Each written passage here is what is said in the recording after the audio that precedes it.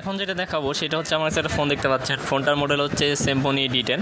এটা যদি আমি ডিসপ্লে লাগাই, ডিসপ্লে লাগানোর পর যেটা সমস্যা সেটা হচ্ছে ডিসপ্লেটা হোয়াইট দেখা যাচ্ছে, দেখতে পাচ্ছেন এখানে ডিসপ্লেটা ফুললি হোয়াইট।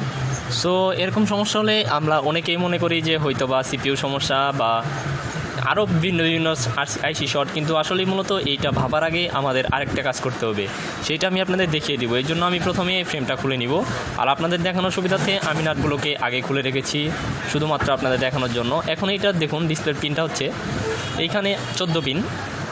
এখানে আপনি আরেকটা জিনিস করতে পারবেন, সেখানে হচ্ছে এটাকে আপনি 18 পিনও লাগাতে পারেন।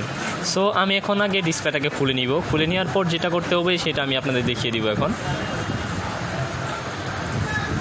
খুলে নিলাম, দেন এখানে এইটা একটু ভালো করে পরিষ্কার করে নিব। ভালো করে পরিষ্কার করে নেওয়ার পর যেটা করব সেটা হচ্ছে গিয়া এইখানে আরেকটা এলসিডি নিব, নতুন একটা এলসিডি নিব। ধন নতুন একটা এলসিডি নিব, এটা দেখতে পাচ্ছেন 14।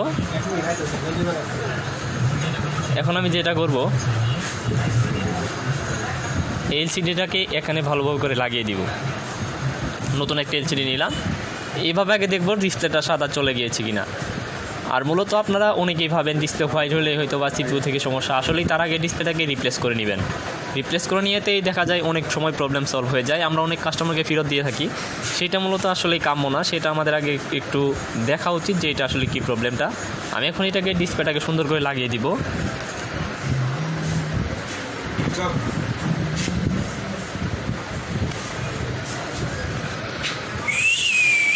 এখন আমি এটাকে ডিসপ্লেটাকে আগে লাগিয়ে দিব, তারপর আমি আপনাদের দেখাচ্ছি এটার কি প্রবলেমটা।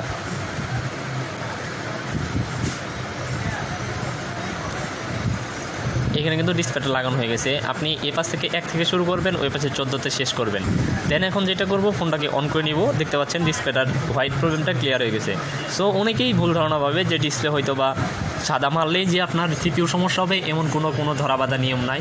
সো আপনি আগে ডিসপ্লেটা রিপ্লেস করে দেখবেন, কারণ অনেক সময় ভালো ডিসপ্লেই সাদা হয়ে যায়, এতে আপনার আমার কিচ্ছু করার নেই। আর ভিডিওগুলো যদি ভালো লেগে থাকে তাহলে অবশ্যই চ্যানেলটি সাবস্ক্রাইব করে রাখবেন এবং পাশে থাকা বেল আইকনটি অন করে দিবেন। পরবর্তীতে সকল ভিডিও পেতে পারবেন আমাদের এই চ্যানেলের মাধ্যমে। So viewers, thank you, bye by.